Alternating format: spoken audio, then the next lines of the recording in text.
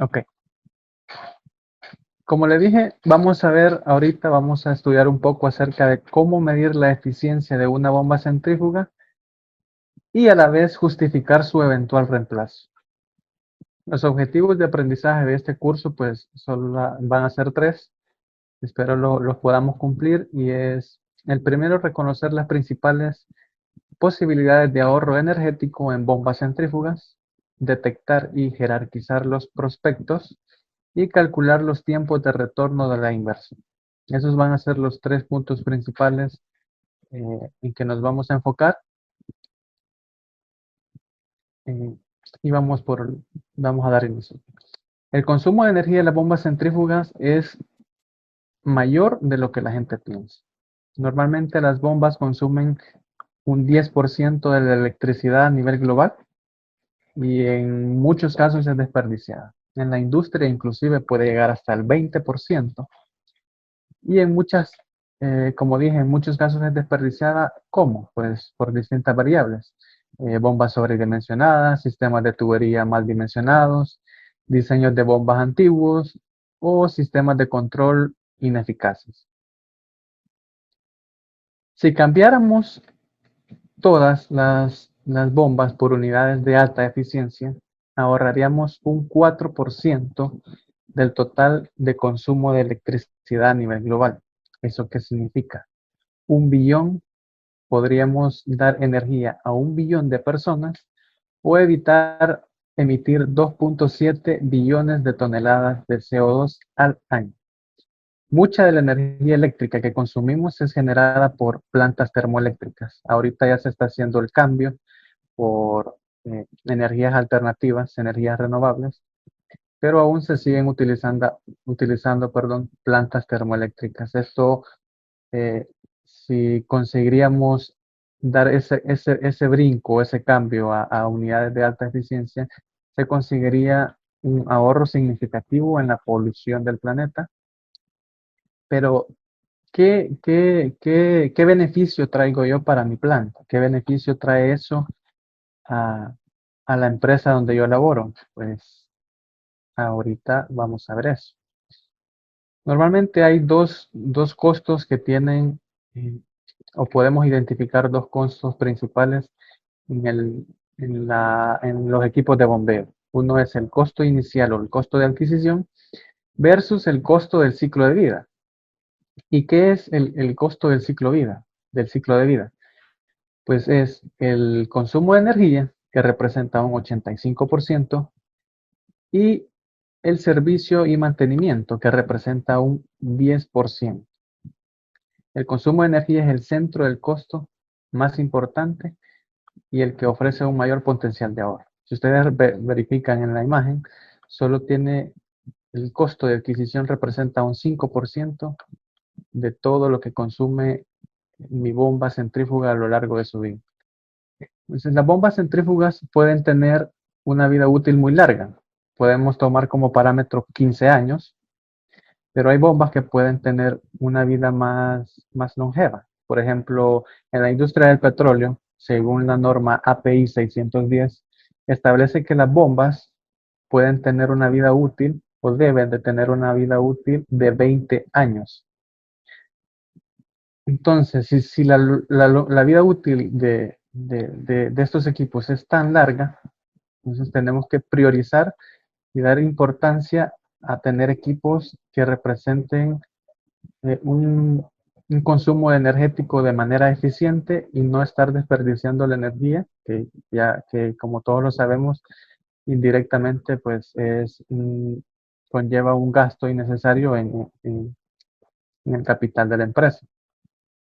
Y hay algo que las bombas centrífugas hacen desde el primer día hasta el último día de su vida. Y eso es el consumir energía. Por eso la eficiencia de los equipos de bombeo es bastante importante. ¿Qué beneficios vamos a obtener de mejorar la eficiencia? Ahora, cuando mejoramos la eficiencia, estamos hablando del conjunto completo, no solo de la bomba. Hablando en términos bomba, nos referimos a la parte hidráulica del equipo de bombeo, sino que también al motor eléctrico. Si nuestro El equipo de bombeo posee variadores de frecuencia, también tenemos que incluirlos, y todos los componentes de control, ¿ok? ¿Qué beneficios obtenemos al mejorar la eficiencia? Pues son tres, los beneficios económicos, beneficios operativos y beneficios ambientales. Entre los beneficios económicos, pues oportunidad de ahorrar dinero, reducción de costos de operación, mantenimiento y reparaciones, revisión de costos de operación y tiempo de reparo. En general obtenemos mejoras en el performance o en el rendimiento del negocio. Los beneficios operativos, pues optimización del performance de la bomba, solución de bombeo más segura, más confiable, menor lucro cesante y un servicio técnico más adecuado a la aplicación. En general, soluciones de bombeo más seguras y más confiables. Y por supuesto, lo que estábamos hablando hace unas láminas atrás son los beneficios ambientales, que contribuyen a los objetivos ambientales y energéticos, el registro de ahorro energético y la concordancia con las regulaciones energéticas vigentes dentro del país. En general, pues mejora la imagen verde de la empresa dentro de la sociedad. Ahora, para esto, antes de seguir adelante, ¿cómo puedo yo medir la energía o la eficiencia, mejor dicho, de una bomba centrífuga? ¿Existe algún dispositivo electrónico, algún medidor o algo con el cual yo pueda realizar esta medición de eficiencia de mi equipo? Pues no, hasta lo que yo sé. Pero hay una forma muchísimo más sencilla y es el conocer o el saber interpretar las curvas de operación de la bomba centrífuga. Es por eso que nosotros hacemos énfasis en que se conozca qué datos importantes se pueden obtener de las curvas de operación. Y entre ellos está la eficiencia de mi equipo. Aparte de qué flujo me da, qué presión tengo, qué potencia me va a consumir, qué diámetro de impulsor yo voy a tener, los requerimientos de NPSH que la bomba tiene, etcétera. Yo puedo obtener también la eficiencia a la que el equipo va a estar trabajando. Y eso se los muestro en esta lámina. Si ustedes se fijan, las curvas, estas que están acá, representan los diámetros de impulsores. ¿Okay? El diámetro de impulsor. Esta bomba normalmente viene con un diámetro máximo de 8.375 y con un diámetro mínimo de 5.5. O sea que yo puedo tener esta bomba trabajando en este rango de diámetro de impulsor. O sea que yo puedo tener uno de 6 pulgadas que me trabaje aquí sin ningún problema. Ahora, para nuestro caso vamos a tomar el diámetro de 8 pulgadas. Entonces, esta es la curva de flujo-presión. Ella me va a estar dando o me va a estar entregando 496 galones si nos desplazamos hacia la parte de abajo. Y si nos desplazamos horizontalmente, me va a estar entregando 100 PSI. Es decir, su punto de operación es 496 galones por minuto a 100 PSI. ¿Qué motor podemos colocarle? Pues podemos colocarle estas líneas que están acá, las punteadas, como decimos nosotros, representan las potencias del motor. Podemos colocarle un motor de 50 caballos o si nos queremos ir a lo seguro y si en dado caso la bomba pudiera trabajar en este lado de la curva, pues nos vamos con un motor de 60 caballos y ya sabemos que ante cualquier eventualidad, cuando se rompa una tubería, etcétera, y la bomba se desplace de este punto hacia este punto, no se nos va a quemar el motor eléctrico. Entonces, a eso me refiero con nos vamos a lo seguro. Ahora, las líneas, las curvas verdes que dicen 71, es justo estas que están acá. Esas son las curvas de eficiencia de mi bomba centrífuga. Y si nos vamos a la tabla que aparece en la parte izquierda de la lámina, nos dice que el punto de mejor eficiencia, que es el BIP, por sus siglas en inglés, dice que el punto de mejor eficiencia de mi bomba es del 71.2% y en ese punto me da 505 galones por minuto. Es decir, que estamos muy cerca del punto de mejor eficiencia. Y lo vemos acá, este es el punto de trabajo. Me va a estar entregando 496 galones, 102 PSI, va a estar trabajando a una eficiencia del 71.1%. Y en el punto de operación me va a estar consumiendo 41.6%. Esto es un resumen de los datos que podemos obtener de la curva, pero en este punto quiero que nos centremos en la parte en las curvas de eficiencia de la bomba. Si ustedes se fijan, si yo reduzco el diámetro del impulsor, es decir, yo trabajo en este de acá, la curva que toca este punto es la de 64, es decir, acá. Se podrán preguntar por qué la eficiencia de mi bomba centrífuga se redujo del 71 a 64. Pues es muy sencillo. Al reducir el diámetro del impulsor, las recirculaciones internas o la eficiencia hidráulica de mi bomba baja. ¿Por qué? Porque la recirculación interna del fluido en la parte de la voluta e impulsor se van a aumentar. Entonces, es por eso que decae la eficiencia de mi equipo. Y es por eso también que el fabricante coloca un diámetro mínimo, porque abajo de esto ya la eficiencia es demasiado baja como para que sea rentable el estar utilizando ese tipo de bomba. Si seguimos adelante,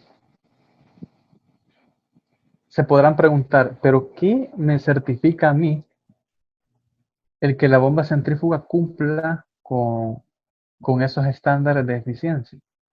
Pues simplemente hay un ente, que es el Instituto Hidráulico, que realiza tres pruebas de rendimiento. La primera es para las bombas rotodinámicas sumergibles, y es la normativa ANSI HI 11.6. La prueba número 2, que es para las bombas rotodinámicas normales, centrífugas por decirlo así, que es el ANSI HI 14.6 y la ISO 9906, que es para bombas rotodinámicas, según la subclasificación que tiene, que es grado 1, grado 2 y grado 3. Entonces, este instituto, que es el Instituto Hidráulico de Pruebas en Bombas Centrífugas, o el Instituto Hidráulico de Estándares, es el que me certifica que la curva de la bomba venga lo más real posible a lo que el fabricante establece. Ahora, ¿por dónde empiezo? Ese es un punto importante. Teniendo infinidad de bombas, eh, ¿por dónde empiezo? Puedo ir caminando por la planta y ver un equipo de bombeo y decir, por este voy a empezar, por este no, por este me parece que sí. Y al azar no es la manera más adecuada de priorizar nuestros esfuerzos. Entonces hay que tener cierta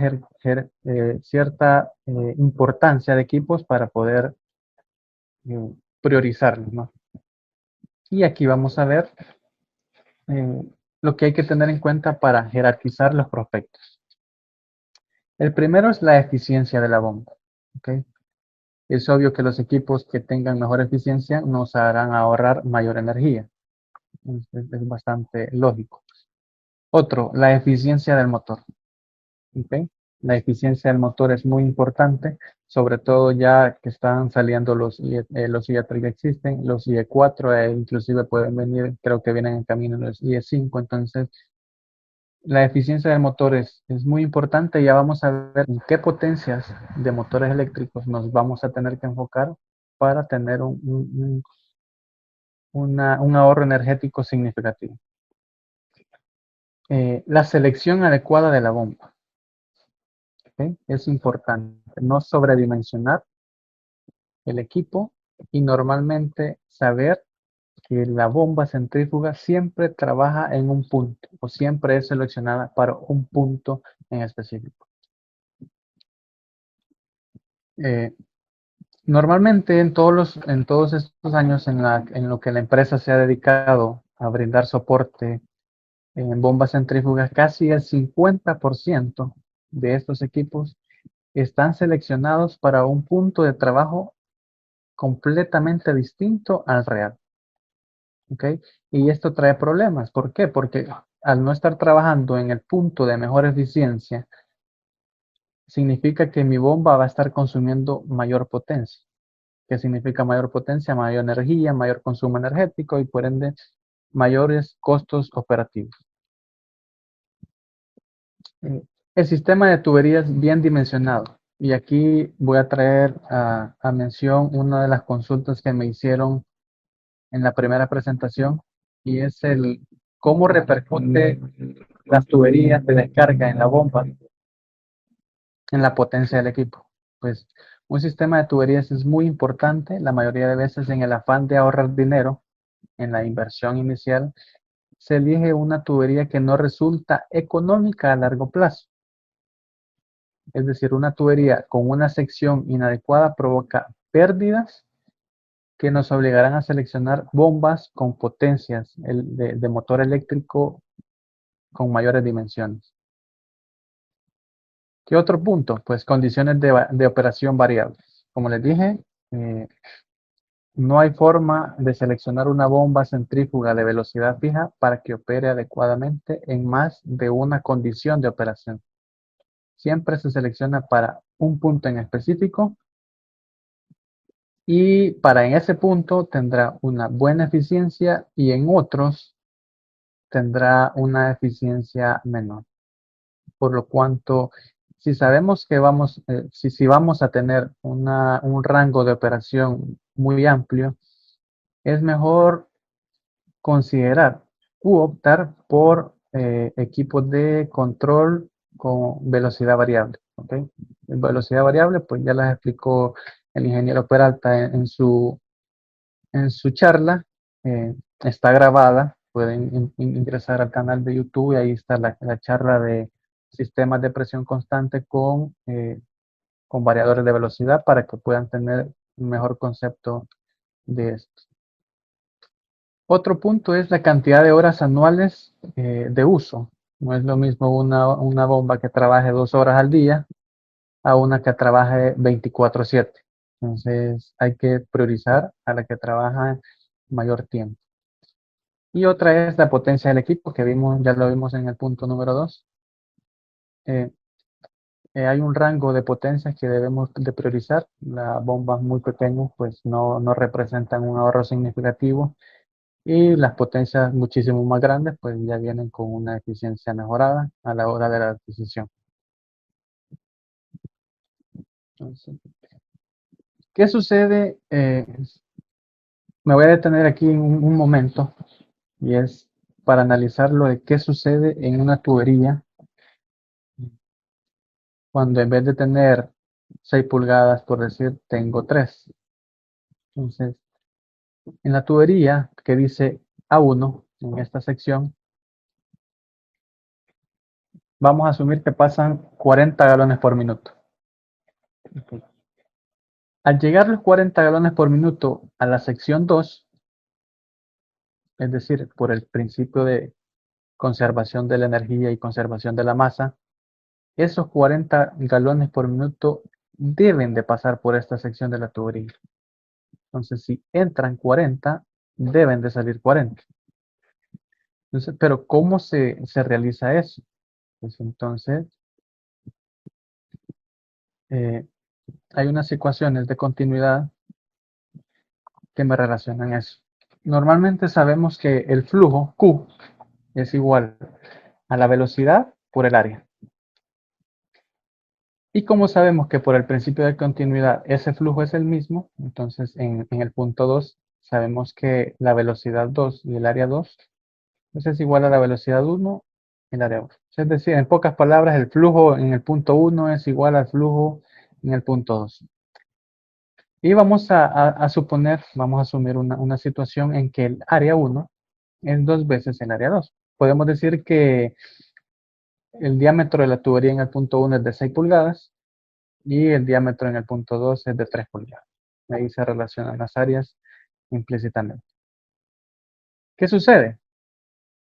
Pues para no darle larga, vamos a ir al resultado y podrán ver que la velocidad en el punto 2 es 2 veces la velocidad en el punto 1.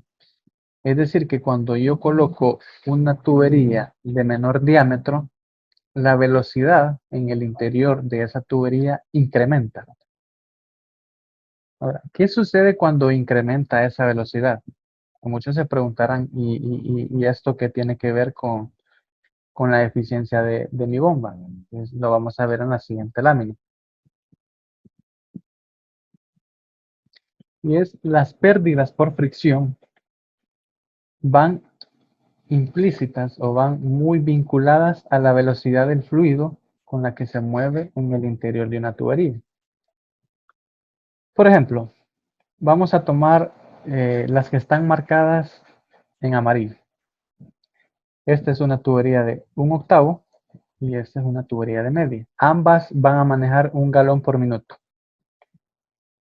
Si se fijan, la primera columna es pies, es la velocidad del fluido por la que se mueve en el interior de la tubería.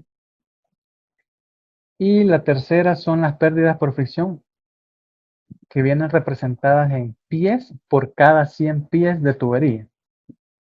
O sea, vamos a enfocarnos ahorita en el de media. Y para manejar 1 galón por minuto, yo tengo 1.86 pies por cada 100 pies de pérdida.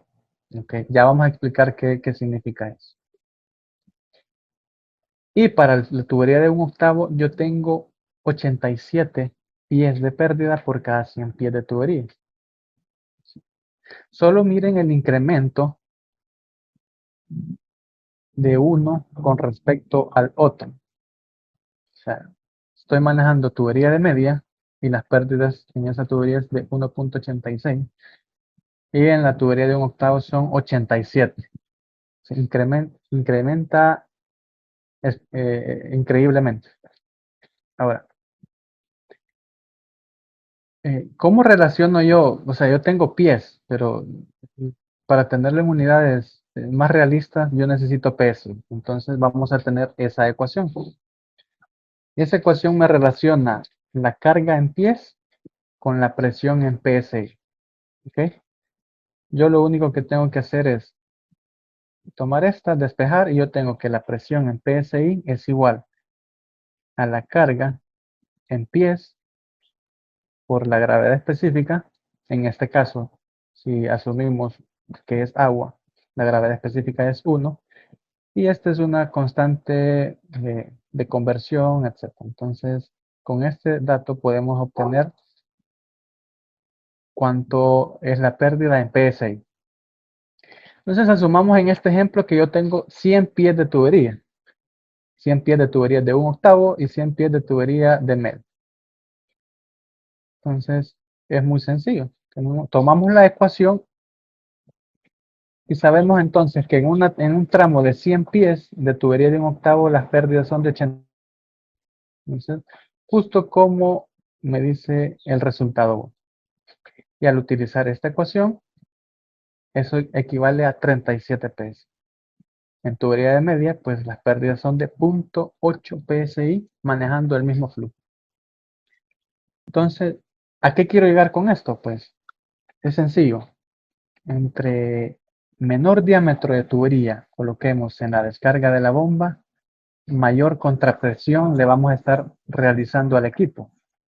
Que esto conlleva a adquirir una bomba con mayor potencia. Solo imagínense en este caso, yo tengo que colocar una bomba que me levante, aparte de la altura que tenga, digamos que tenga que levantar 10, 8 metros, tenga que vencerme 37 PSI por pérdidas por fricción. En tubería de media es lo contrario, solo tengo que vencer 0.8 PSI de pérdidas por fricción. ¿Ok? Entonces, a eso se refiere con tuberías mal, mal dimensionadas.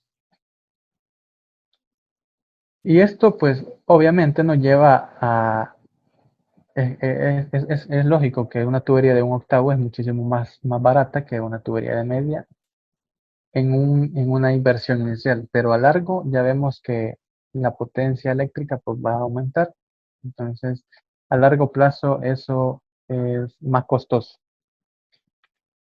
No sé si hay preguntas hasta acá, Melissa.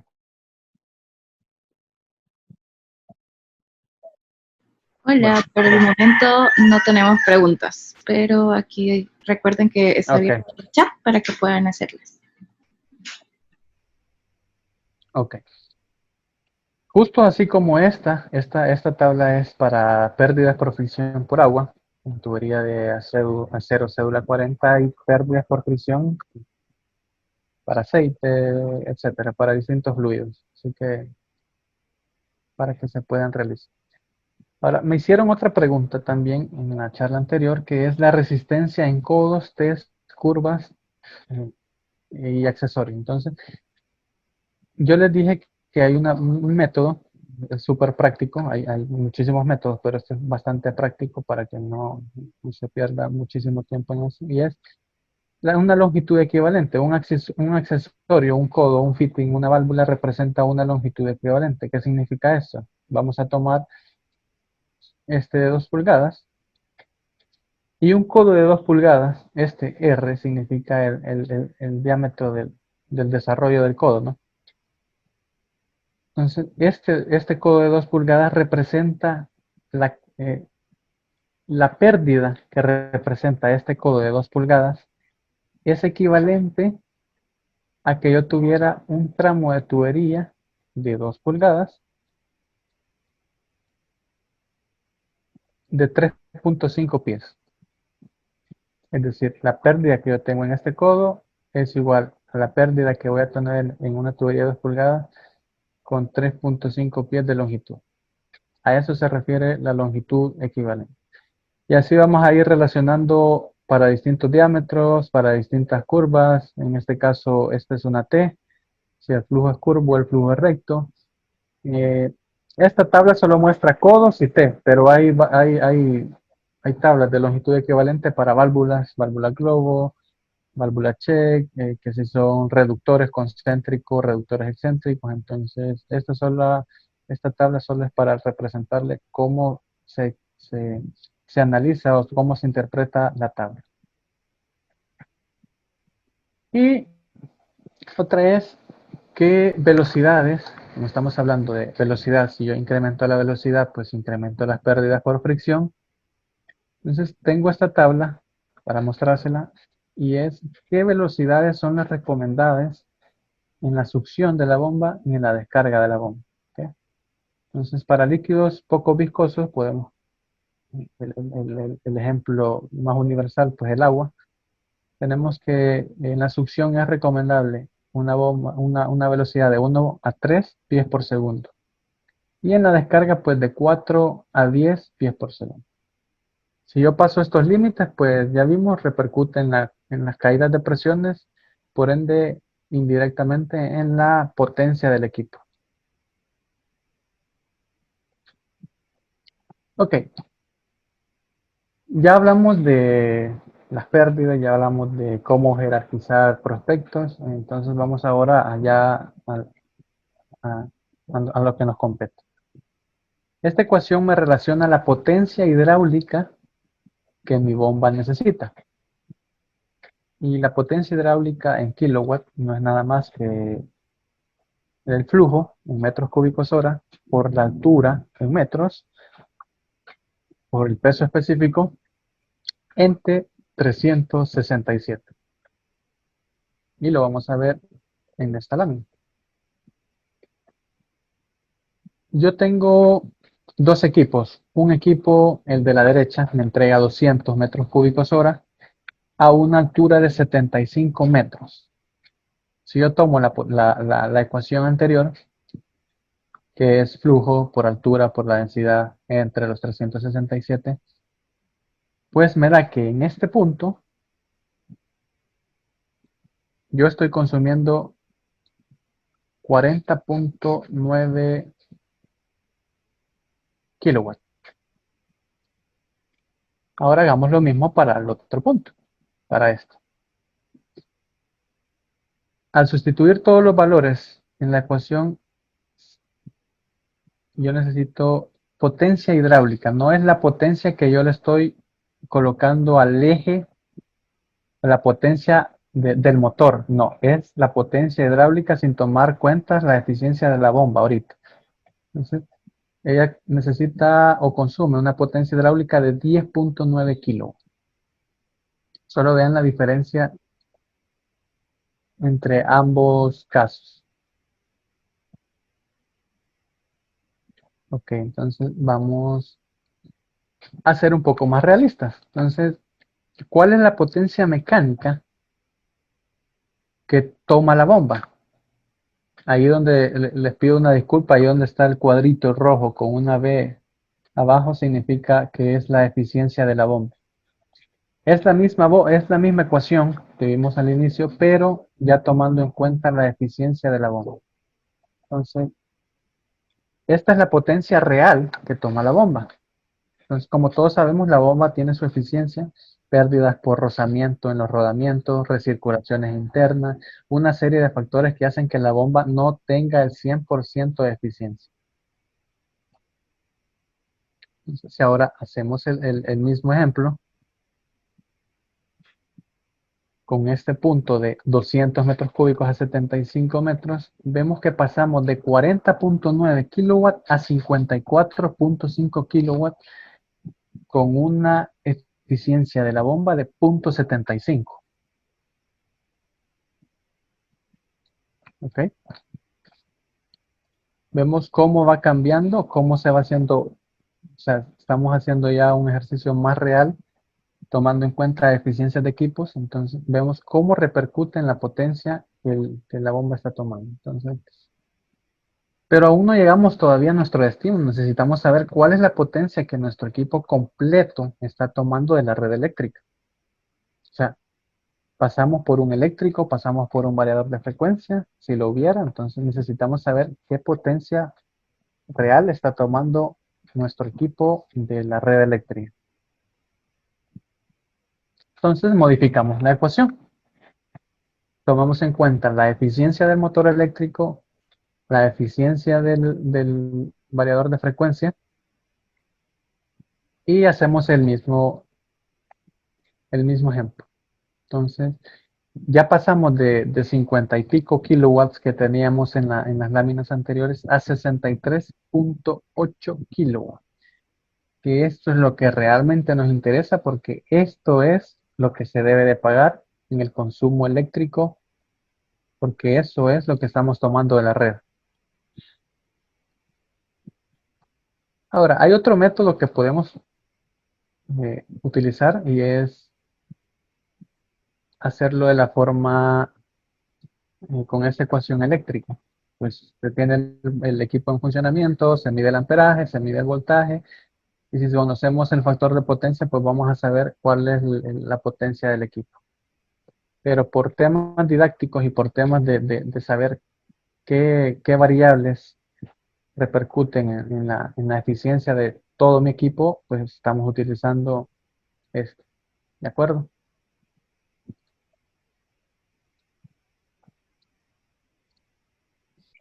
¿Y ahora qué? Pues vamos a hacer números. Vamos a suponer que es un servicio continuo, es decir, 365 días al año, 24 horas. Entonces tenemos 8.760 horas de funcionamiento de mi bomba centrífuga. Vamos a asumir un costo de la energía de 15 centavos eh, kilowatt hora y tenemos que el consumo anual de energía, pues solo multiplicamos los kilowatts que consume mi equipo por las horas, por lo que vale el kilowatt hora. Y tenemos que mi bomba centrífuga, el costo energético o el costo que yo, o el consumo anual de energía, yo voy a estar pagando 83.833 dólares anuales. ¿Lo que sucede? Ya vimos al inicio que una bomba, pues el ciclo de vida no es de un año ni de dos. ¿Ok? Pero antes de eso vamos a mejorar la eficiencia, ¿ok? Teníamos 5 de eficiencia de la bomba centrífuga, 0.9 del motor eléctrico y 0.95 del variador de frecuencia. Esto me genera un costo anual de energía de $83,000. Mejoremos la eficiencia. Entonces, pasemos la bomba de un 0.75 a un 0.8, el motor de 0.9 a 0.94 y el variador de 0.95 a 0.98. Y eso es fácil de lograr, ¿ok? Entonces, vamos a tener esto. Siempre sustituimos los valores en la misma ecuación y vamos a tener un consumo anual de $72,000. Eso ya significa un ahorro. Entonces, el costo anual de la energía del primer caso, 83,000, el costo anual de la energía del segundo caso, ya con las eficiencias mejoradas. Y pues tenemos un ahorro anual de $11,000 anuales. Si esto lo multiplicamos por 15 años, que es el costo o es el ciclo de vida de una bomba centrífuga, pues serían $165,000. Entonces, como pueden ver, solo en eso, solo mejorando la eficiencia de esos tres componentes, se logra eh, un ahorro significativo. Ok, entonces, ahora, si ya estamos convencidos de- de que significa un ahorro energético el mejorar las eficiencias de mis equipos, entonces, ¿cómo hacemos para detectar prospectos? Es decir, eh, ¿cómo hago en mi planta para yo detectar prospectos o detectar buenas oportunidades? Pues los que les voy a presentar aquí solo son filtros, son guías, no son absolutos, pero que les pueden servir o les pueden ser de gran ayuda para iniciar ese proyecto de mejorar la eficiencia dentro de sus plantas. Richard, no sé si podemos abrir un El espacio primero para es, pues, un par de preguntas antes que dale, continúes. dale. Sí, sí, Em, sí, sí. Nos dice Oscar Mejía, ¿se puede hacer algo para reducir la pérdida por fricción en codos y T? En codos y T. Ujú. Sí se puede. Por ejemplo, todos conllevan un cambio ya sea en diámetro o en la forma del codo. Por ejemplo, hay codos radio corto o hay codos que el desarrollo del codo es más amplio, es decir, el radio del desarrollo es más amplio. Entonces, en vez de utilizar codos de radio corto, utilizar codos de radio grande o de radio largo, eso disminuye. En las T, difícilmente, pero en vez de una T puede utilizar una Y, que la bifurcación no es tan repentina, sino que es más suavizada. Puede optar por eso también, que la Y normalmente tiene una pérdida por fricción o una caída de presión más baja que una T. Y la otra, pues, es aumentar el diámetro de, de ambos accesorios, tanto el codo y la T, y eso va a disminuir la carga por fricción, siempre bajo el mismo flujo que está pasando en el interior de los accesorios. Ok, y la siguiente que tenemos por acá es em, las curvas de potencia que aparecen junto con las curvas de las bombas, ¿son de potencia hidráulica, mecánica o eléctrica? Eléctrica. Esa ya es potencia eléctrica. Claro, no toma en cuenta la eficiencia del motor, solo toma en cuenta la eficiencia de la bomba. Entonces, esas son ya, es la potencia real que yo le debo de poner a mi bomba para conllevar o erradicar o tomando en cuenta las pérdidas en el interior del equipo. ¿Sí? Es decir, si en la curva de la bomba me aparece que debo de colocar un motor de 50 HP, pues entonces le debo de colocar uno de 50 porque ese 50 caballos ya el fabricante ha contemplado dentro de esa potencia las pérdidas internas en el equipo de bombeo, en la parte hidráulica. Ok, y la No sé siguiente si es, hay otra sí, pregunta. hay una más. ¿Cómo saber qué diámetro de impulsor necesitamos? El diámetro de impulsor es sumamente sencillo. Eh, Se realiza, es en base a su aplicación. El diámetro de impulsor normalmente me lo entrega. Voy a regresar a las láminas anteriores para ser un poco más conciso. Me lo muestra su aplicación, qué presión necesita y qué flujo necesita. Simplemente eso. En este caso, vamos a asumir, en este caso la aplicación era de 500 galones o 490 galones a una presión de 100 psi. Pero ¿qué sucede si yo necesito los mismos 490 galones, pero a una presión de 60 psi? Entonces solo vengo, hago lo mismo, marco aquí, mi punto de operación va a estar acá. Esta curva, como es obtenida mediante software, no me muestra las curvas, las diferentes curvas de impulsor, pero en realidad aquí tendría que pasar, voy a cambiar el color para que se meta. Aquí tendría que pasar otra curva. Y tendría que decir 7 por poner un número. Entonces, como yo sé que estas son las especificaciones que yo necesito en mi aplicación, entonces, y se intercepta con la curva que tiene un impulsor de 7, entonces yo sé que debo de colocar un impulsor de 7 pulgadas de diámetro. ¿Qué potencia voy a poner? Pues aquí está la curva, ¿no? Eso está de aquí. Voy a poner un motor de 25 caballos. Así es como normalmente se saca o se obtiene el diámetro del impulsor. Ok, muchas No gracias. sé si Creo hay otra que consulta. Si quedan dudas, pues nos pueden hacer los comentarios ahí en el chat y pues em, profundizamos más en el tema. sí. Ahorita Edgar nos acaba de poner, en la presión de 75 se ha tomado todas las pérdidas.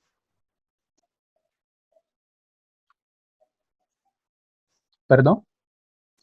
Edgar ha puesto ahorita, en la presión, perdón, de 75 se han tomado todas las pérdidas. 75, me imagino que se refiere a esta curva, ¿no? Bueno, si es a esta curva, Edgar, déjame decirte que sí. O sea, aquí dice eh, metros, o sea, 75 metros de altura, pero no se toma 75 metros que son de altura vertical, digamos. No. Aquí ya sabemos que en esto voy a poner un texto, va fricción más altura, o sea, es decir, altura vertical, vamos a decir, sé que se escucha bien redundante, pero para que quede más claro, y más pérdidas, otras pérdidas, ¿no? O por decir, la presión de descarga. Entonces, si yo sumo todas estas en mi aplicación, significa que yo voy a tener esto 75, que es el TDH que le llaman por las siglas en inglés, o cabeza total dinámica, significa que en estos 75 metros están incluidas las pérdidas por fricción, la altura vertical o la diferencia de niveles vertical y la presión de descarga. Por si estoy alimentando una caldera, pues no puede descargar a una presión atmosférica, sino que la operación de una caldera, si trabaja 100 psi, lo decía en la presentación anterior, si trabaja 100 psi, mi bomba debe de ser capaz de dar 125 o 130. Entonces, fácilmente. ¿Por qué? Porque así vence toda la fricción más la presión a la que está operando la caldera. Entonces, sí, para, para en este caso, los 75 metros sí ya incluyen todas las pérdidas, no solo altura. Ok, y la última antes de que puedas continuar, nos pregunta Steven Quijada. Sí. ¿Existen softwares de simulación para poder analizar las pérdidas de un sistema hidráulico? ¿Existen? ¿Existen softwares de simulación para poder analizar las pérdidas de un sistema hidráulico? Sí, hay software, se los puedo compartir. Se llama FreeCalc, perdón, FreeCalc. Es un software que sirve para calcular pérdidas por fricción en tuberías y accesorios. Entonces, en base al flujo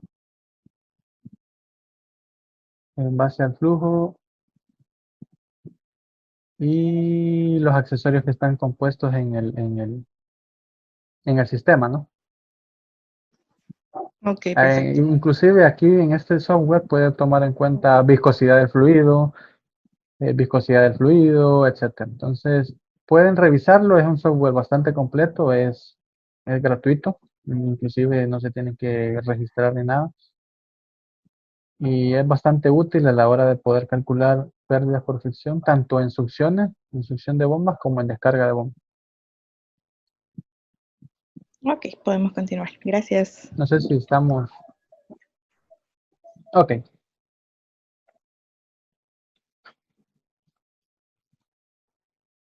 esto ya lo vimos, el ahorro que tendríamos y detectando prospectos. Pues bueno, eh, uno de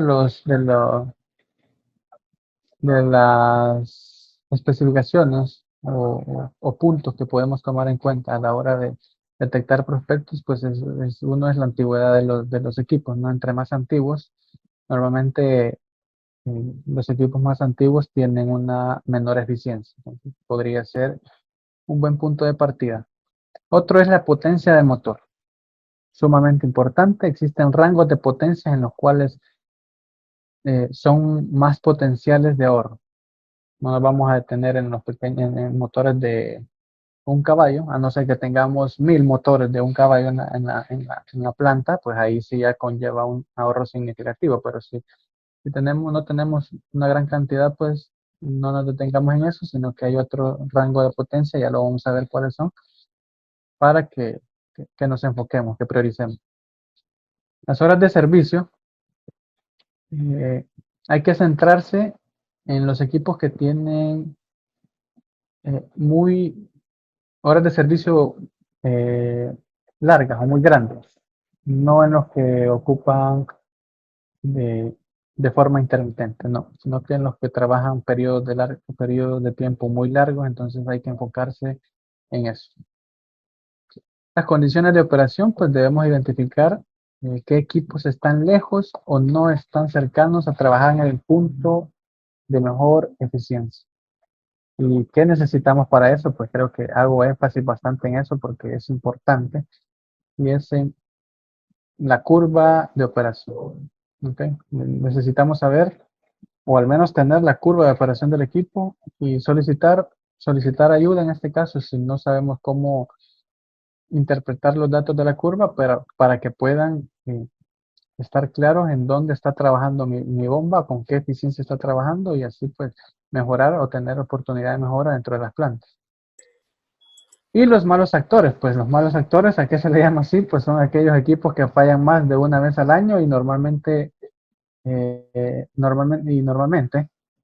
mayoría de veces son equipos que provienen de una mala selección. Entonces, si tenemos esos malos actores, como la lámina lo dice, pues hay que poner mucha atención en eso porque algo está pasando. Entonces, hay que actuar. Veamos. Entonces, válvulas parcialmente cerradas también hay que priorizar en eso. Utilizaremos más filtros más grandes. Vamos a ir a ubicar a los sistemas de bombeo que tengan estas especificaciones o estas características. Vamos a ir a lo grosero, como decimos, es donde tengamos el mayor desperdicio de energía. Eso significa que si tenemos una bomba que está entregando una presión que el sistema no necesita, y eso es sinónimo de desperdicio de energía. Entonces, si nosotros tenemos un equipo de bombeo con una válvula parcialmente cerrada, significa que la bomba está sobredimensionada para la aplicación y hemos cerrado la válvula para adaptarla a nuestras necesidades. Entonces, significa que me está consumiendo mayor energía. Válvulas parcialmente cerradas, pues ya vimos, significan gasto de dinero. Y lo vamos a ver en esta lámina. Vamos a tomar como punto de partida el punto inferior de la curva verde. Me entrega 1130 metros cúbicos hora a una altura de 35 metros. Me consume en ese punto 108 kilowatts, ¿ok? Potencia hidráulica.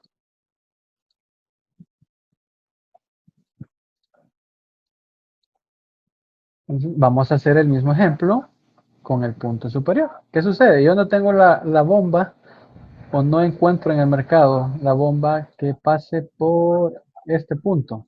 Entonces, o no tengo en planta, pues es una emergencia, es un, como decimos nosotros, es un para mientras. No tengo la bomba que pasa por ese punto, yo tengo una bomba muchísimo más grande, entonces me entrega mayor flujo, me entrega el mismo flujo, perdón, pero a mayor presión. ¿Okay? Entonces, ¿qué sucede? Eh, Vamos a hacer el mismo ejemplo, solo que en ese punto me entrega 1130 metros cúbicos hora a 87 metros, ¿ok? Entonces, tenemos que en ese punto me consume 268 kilowatts. Es muchísima más energía. Pasamos de 108 kilowatts, pasamos a 268 kilowatts. Son más de 100 kilowatts de diferencia. ¿Todo por qué? Porque no tengo la bomba que me entrega esta presión, entonces he decidido adaptarla cerrando parcialmente una válvula y que me entregue esto. ¿Cómo podemos ver eso? Pues muy fácilmente. Voy a dibujar aquí una curva. Nosotros sabemos que este punto, algo así, ¿no? Entonces, venimos nosotros y decimos, yo tengo una bomba que me puede entregar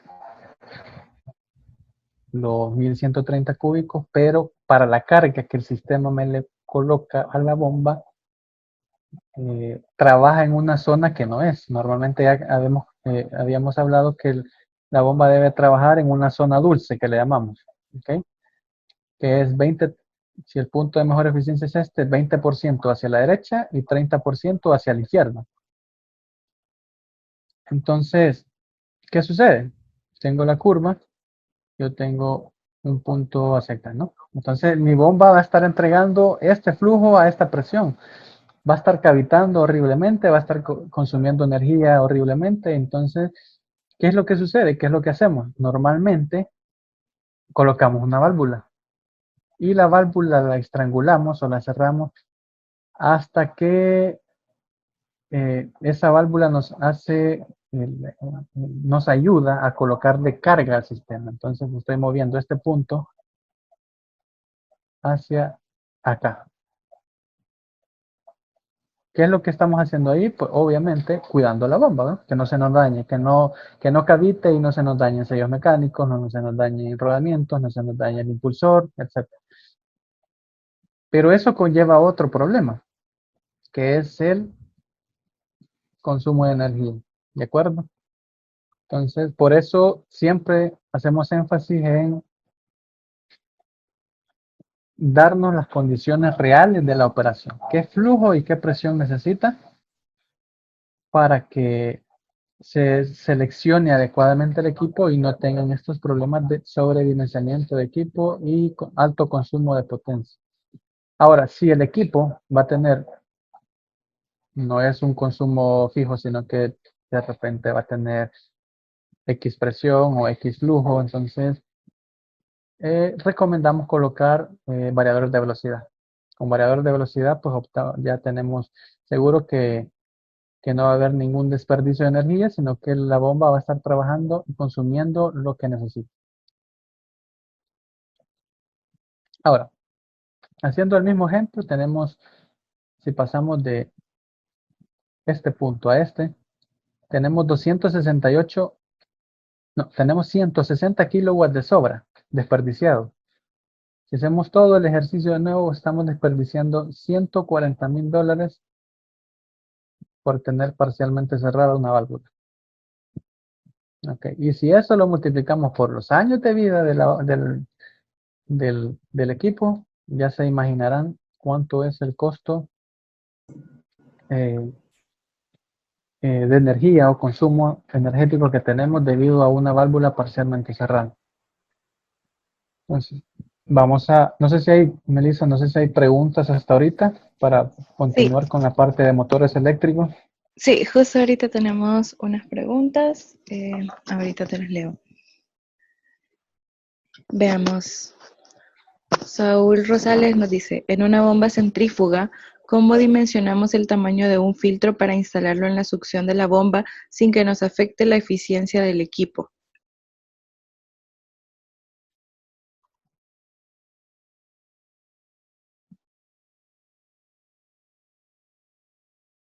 Esa es muy buena pregunta. ¿Cómo se llama quien la hizo?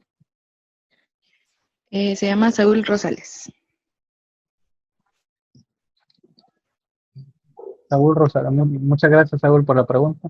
Esa es muy buena pregunta porque nunca tenemos en cuenta eh, el cómo dimensionar un filtro en la tubería de succión. Y sabemos que la tubería de succión es muy crítica para las bombas. En este caso es el mismo, es la misma, en teoría, es el mismo caso que utilizamos cuando sobredimensionamos o cuando dimensionamos, mejor dicho, las válvulas de granada que tienen un filtro. Normalmente se busca que sea 1.5 arriba del diámetro de la tubería o de la área útil de la tubería. Entonces, esa es en válvula granada, inclusive creo que es un poco más, 1.5 o 2 veces el área efectiva. ¿Por qué? Porque ya vimos que el filtro, al tener varios agujeros, y eso con el tiempo igual se van tapando por la suciedad. Entonces debemos de buscar que el área efectiva del filtro sea igual a 1.5 o 2 veces el diámetro o el área de la tubería. Con eso aseguramos que, eh, que el equipo o la bomba centrífuga no llegue a condiciones críticas que puedan hacer que cavite o que queden secos en este caso. Igual, siempre recomendamos colocar manómetro antes del filtro y después del filtro. ¿Ok? Ok, Si usted tiene succión negativa en la bomba, si es succión negativa, ¿qué significa? Pues que la bomba está arriba del nivel del agua, ¿no? Entonces yo tengo mi bomba, succiona de esta parte, ¿no? Entonces, lo recomendable es solo colocar la válvula granada, porque la válvula granada ya trae su malla, ya trae su filtro. Si colocamos otro filtro acá, estamos ocasionándole mayor restricción. Si a ley debe de colocarle este filtro, entonces se recomienda mejor incrementar el diámetro de toda la tubería. ¿Por qué? Porque así eh, ayudamos a que las pérdidas por fricción sean menor. Entonces, es como que equilibramos la balanza en ese aspecto. Ahora, si la succión es positiva, por decir algo así, aquí no es tan crítico la colocación de un filtro. ¿Por qué? Porque ya sabemos que toda esa columna de agua le ayuda al líquido a pasar hasta la bomba, ¿ok? Como le digo, siempre recomendamos un manómetro antes y un manómetro después, tanto si es en la succión o si es en la descarga, porque si nos damos cuenta de cuál es la caída de presión en el filtro y tenemos que cambiarlo, tenemos que limpiarlo, etcétera, para que vuelvan a las condiciones iniciales y no suceda un problema en la succión. Ya que tocaron la succión, si yo coloco un filtro, por favor, colóquenle un switch de flujo, porque en dado caso, si no tenemos la planificación o la programación de cada cuánto tiempo tengo que revisar este filtro y este filtro se llega a tapar, al menos tenemos una protección adicional a la bomba que va a hacer que se detenga. Es decir, que si aquí ya no hay flujo de agua, este va a mandar a apagar la bomba para que no trabaje en seco. ¿Por qué? Porque si trabaja en seco ya sabemos que lo primero que se va a dañar es el sello mecánico.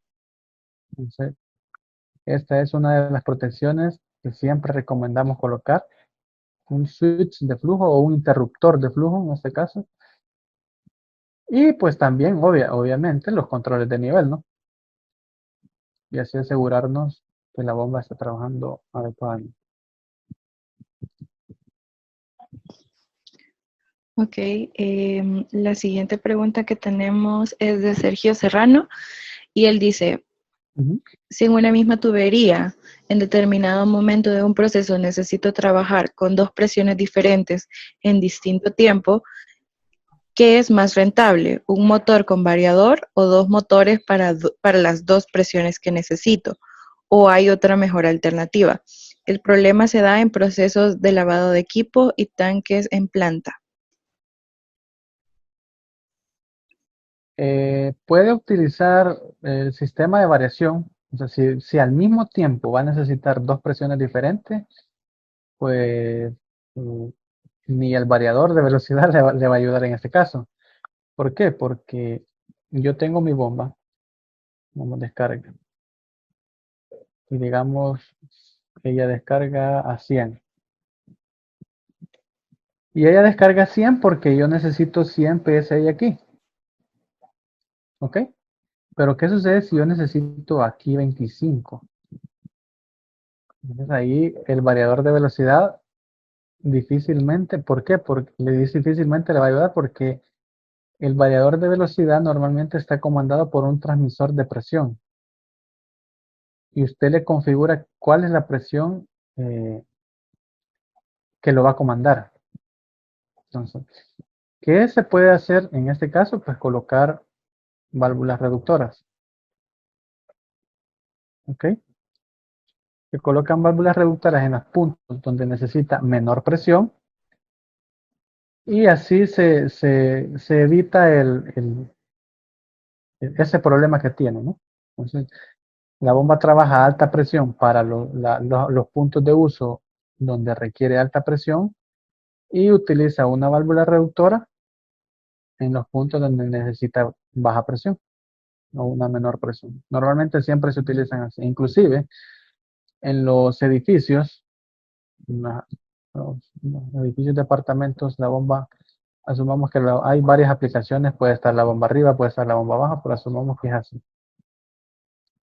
Entonces, ¿qué sucede? Que la bomba está dimensionada para que llegue presión a este punto, pero los primeros niveles van a tener alta presión en este caso, pueden romper, y si el edificio es de 50 niveles, 100 niveles por decir algo, la presión en este punto va a romper tuberías, voy a tener problemas con los lavamanos, con los servicios sanitarios, con todos los dispositivos que necesitan agua potable, ¿no? Entonces, ¿qué se hace en este caso? Se colocan válvulas en todos los niveles hasta el punto donde ya no necesito eh, válvulas porque ya la misma presión a este nivel ya es más baja, entonces ya no necesito. Entonces, es la misma aplicación. No sé si hay otra pregunta. No, solamente serían esas las preguntas. Ya podemos continuar. Ok. Vale.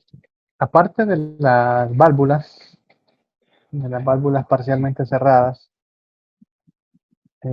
otro, como dijimos, vamos a ir a lo grosero, ¿no? A lo que consume más energía. Pues son los motores eléctricos, ¿no? ¿Qué debemos buscar? Pues debemos de buscar principalmente la potencia. Los que estén entre 7.5 y 200. ¿Por qué? Porque al ser potencia chicas o menor de 7.5 no representan un potencial de ahorro.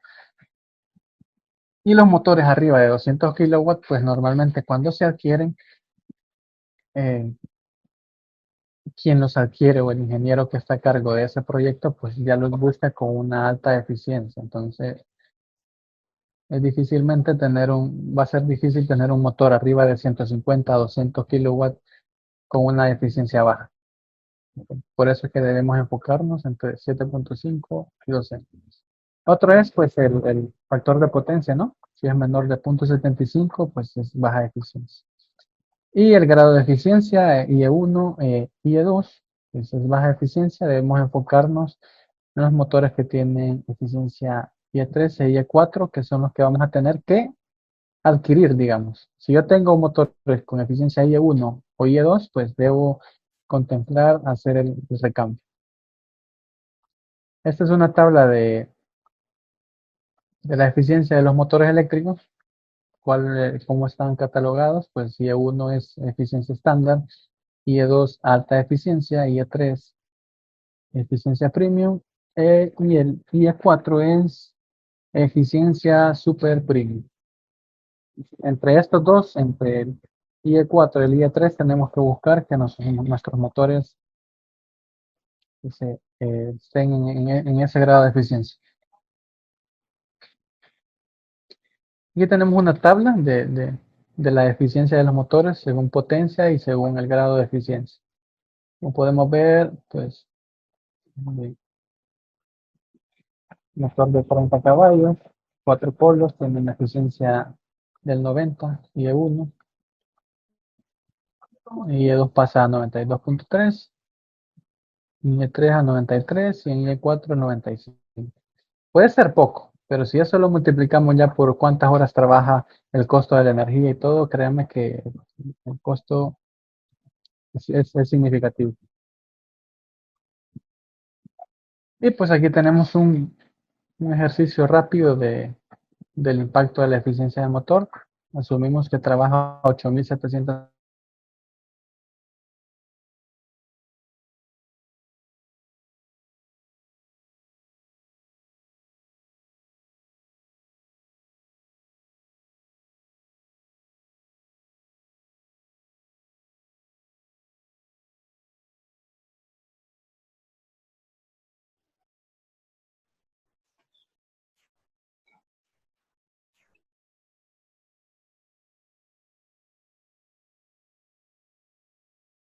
Tener un caudal de 227, 300 metros de longitud y el uso anual de 3.000 horas. ¿Ok?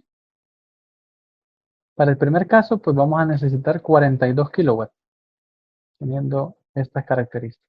Y tubería de 2. Para el segundo caso, vamos a necesitar un motor de 15 kilowatts. Y para el punto 3 vamos a necesitar un motor de 6 kilowatts. ¿Qué implica eso? Obviamente, ¿no? Ahorramos aquí,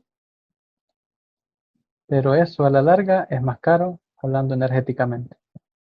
Entonces, en el último caso, que es de 3 pulgadas, tenemos una inversión inicial más alta, pero el ahorro a largo plazo lo tenemos en el consumo energético. ¿Ve?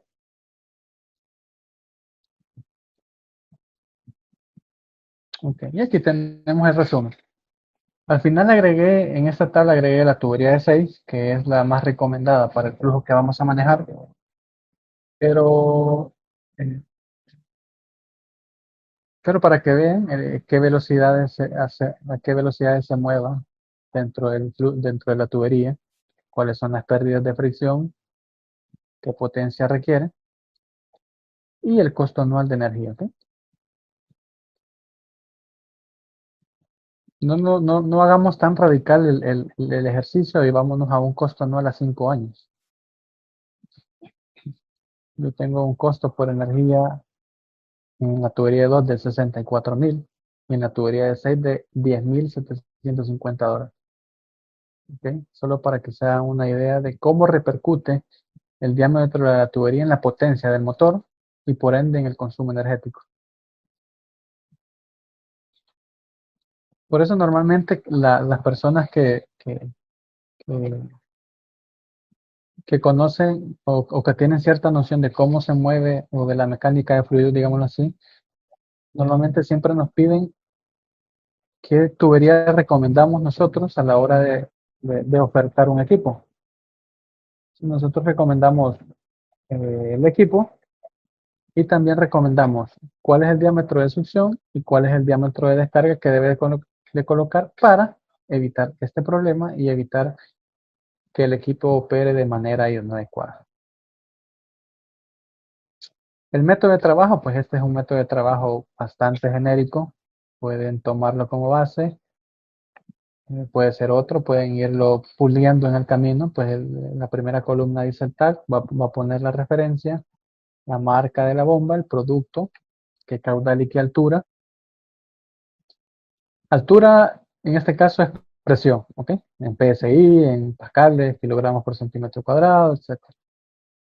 Las horas anuales en que opera el equipo, la potencia, la eficiencia del motor, el año de instalación, si tiene variador de velocidad o no, la densidad del líquido y el consumo anual de energía. Esto les va a dar una vista general de cómo se está comportando el equipo, todos los equipos en este caso, en su planta.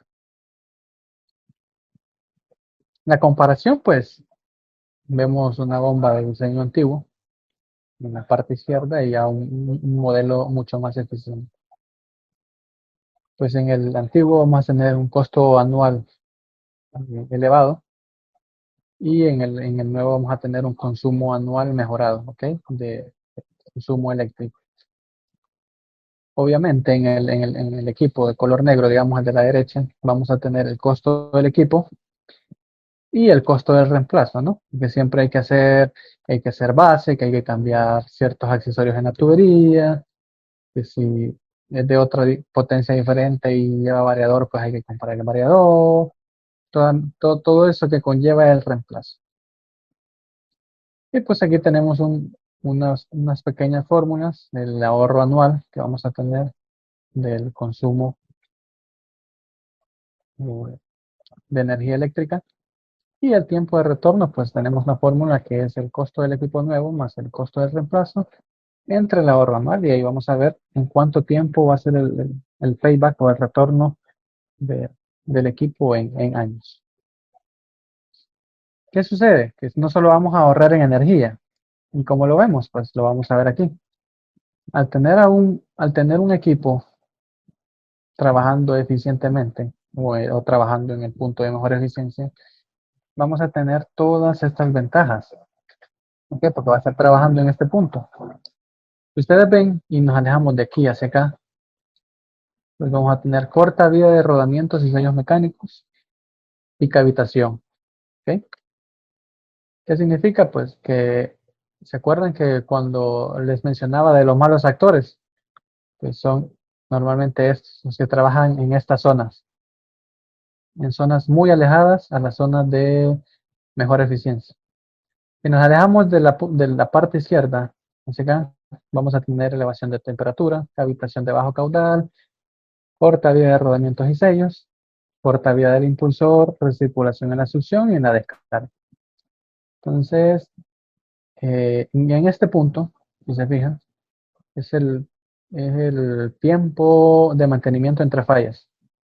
Entonces, va a aumentar en ambos sentidos. Aquí es uno. Entonces, para que le tomemos en cuenta que aparte del ahorro energético que vamos a tener ahorro en mano de obra, vamos a tener tiempo en compra de materiales, compra de repuestos, etcétera. Y pues obviamente, como ya dije, en mano de obra, que esa mano de obra o esa mano tecnificada o capacitada, pues en vez de estarla utilizando en cambiar rodamientos o en sellos mecánicos, la podemos usar utilizando en otra aplicación que sea de mayor urgencia en ese aspecto.